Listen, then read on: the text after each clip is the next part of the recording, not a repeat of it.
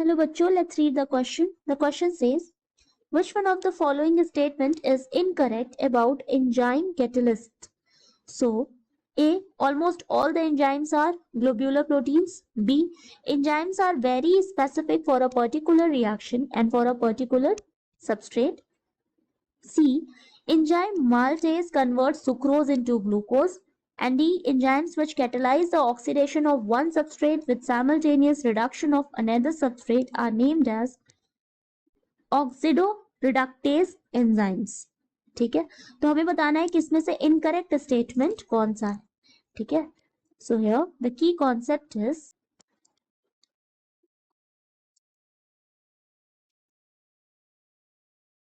यहाँ पर हमारा की कॉन्सेप्ट है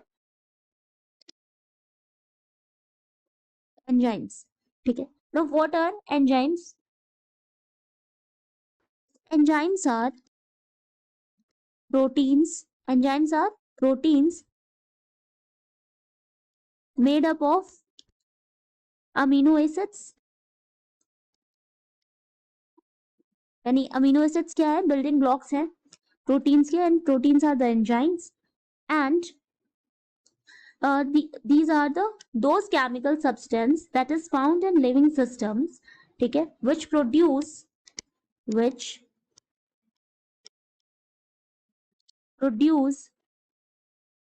changes in other substances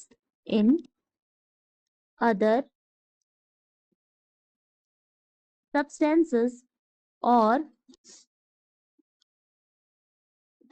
metabolism reactions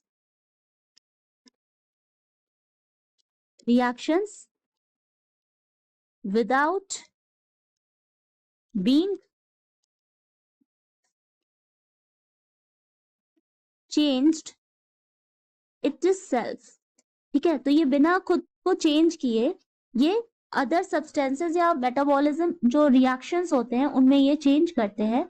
and simply enzymes क्या होते हैं? Biological catalyst. So these are the biological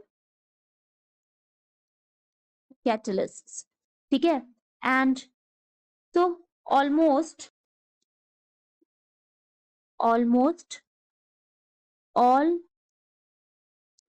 enzymes are globular proteins,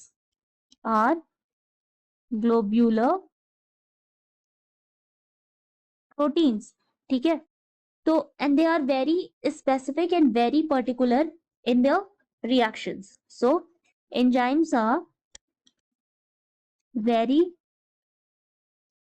specific for a particular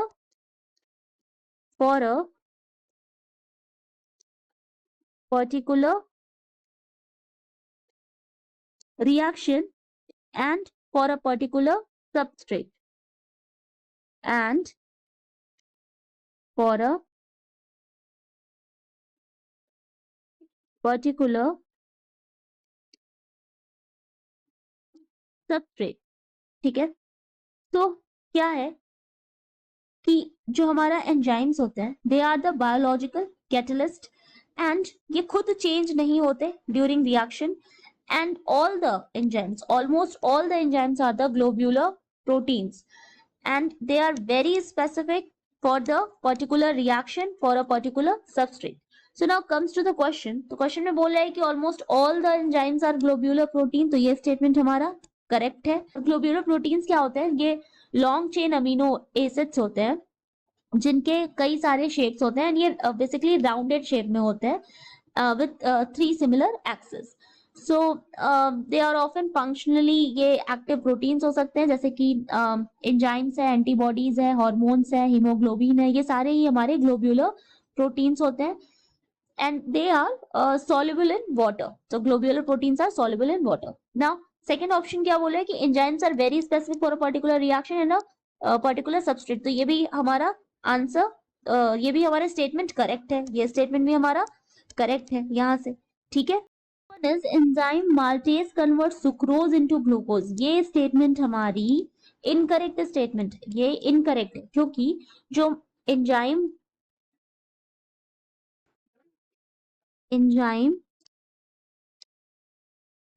maltase converts maltose into glucose. ठीक है, तो ये माल्टोज को glucose में convert करता है, ये माल्टोज को ग्लूकोज में कन्वर्ट करता है, ना कि सुक्रोज को। ठीक है, और ये जो माल्टेज है ये प्लांट्स में, बैक्टीरियाज में, ईस्ट में, इनफैक्ट इन ह्यूमंस में, सब में ये पाया जाता है। एंड ये क्या कन्वर्ट करता है, माल्टोज को ग्लूकोज में कन्वर्ट करने का काम करता है। स्टेटमेंट सी रॉन्ग हो जाएगा। नेक्स्ट आते हैं डी पे। तो the enzymes which catalyze the oxidation of one substrate with simultaneous reduction of another substrate named as, इसको क्या बोलते हैं, ऑक्सीडोरिडक्टेज एंजाइम कहते हैं। तो ये भी हमारा स्टेटमेंट करेक्ट है। ठीक है, जो ये हमारा सी था एंड ये डी है। तो जो ऑक्सीडोरिडक्टेज एंजाइम्स होते हैं, ऑक्सीडोरिडक्टेज